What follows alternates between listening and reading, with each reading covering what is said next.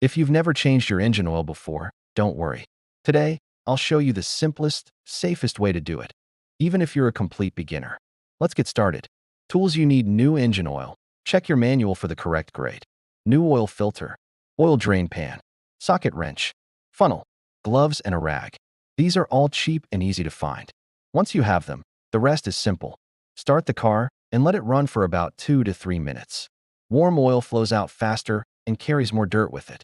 But don't overheat it. Warm, not hot. Find your oil drain plug. It's usually under the engine with a bolt head facing down. Place your drain pan under it before loosening. Use your socket wrench to slowly loosen the bolt.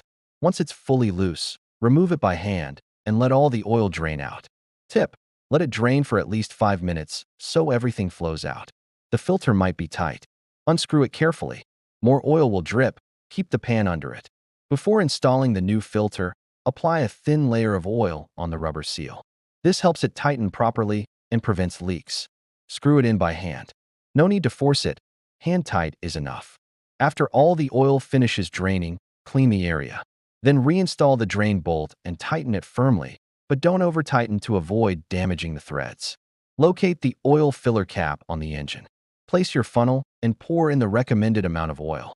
Pour slowly. When done, check your dipstick to make sure the level is correct.